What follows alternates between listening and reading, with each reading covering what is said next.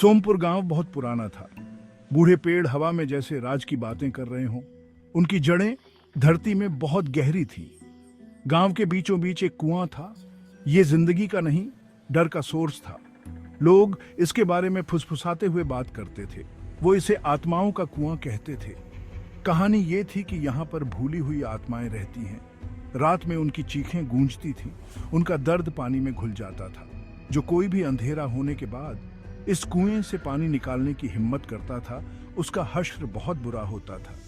उन्हें नीचे खींच लिया जाता था, हमेशा के लिए खो दिया जाता था। ये कुआं अछूत था, एक डरावनी जगह। इसकी मौजूदगी से ही सोमपुर पर एक काला साया पड़ा रहता था। रिया नाम की एक जवान लड़की हाल ही में सोमपुर आई थी। वो विजय की नई नवेली दुल्हन थी, जो गांव का एक जवान किसान था। रिया अलग थी। वो दादी नानी की कहानियों पर यकीन नहीं करती थी।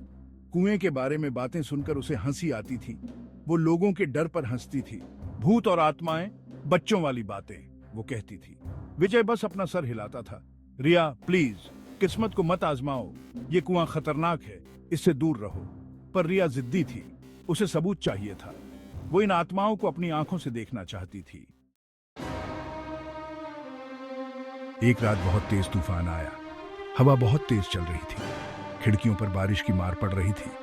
विजय पास के ही एक गांव में अपने खेतों में काम कर रहा था। रिया उनकी झोपड़ी में अकेली बैठी थी।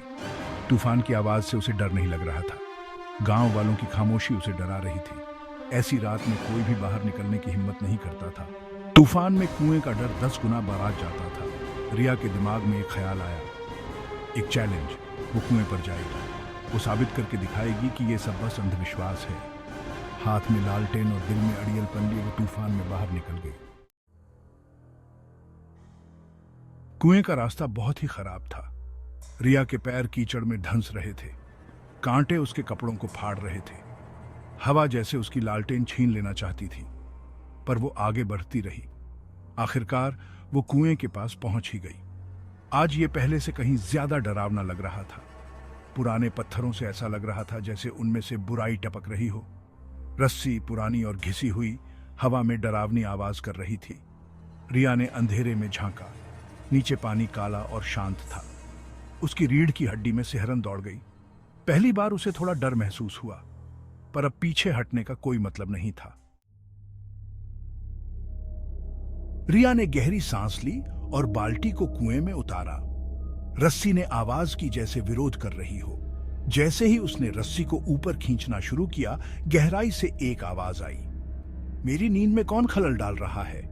ये आवाज बहुत पुराने गम से भरी हुई थी और एक ऐसी गुस्से से जिसे बयां नहीं किया जा सकता।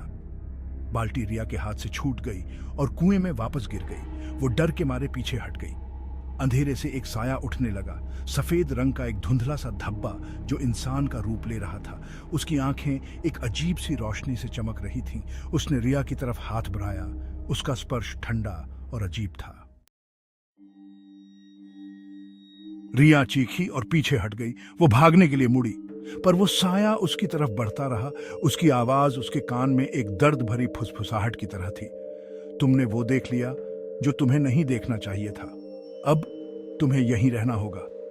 रिया की चीखें तूफान में दब गईं। अगली सुबह तूफान थम गया था। गांव वालों को रिया की लालटेन कुएं के पास पड़ी मिली, पर वो गायब थी, बिना किसी निशान के गायब। कुछ लोगों ने कहा कि कुएं की आत्माओं ने एक और जान ले ली। दूसरों ने कहा कि रिया डर के मारे भाग गई होगी। सच्चाई जो भी हो, एक बात तो तय थी, कुआं वहीं था, एक खामोश पहरेदार की तरह। सोमपुर की सतह के नीचे छिपे अंधेरे की एक भयानक याद दिलाता हुआ, और उत्सुकता की कीमत।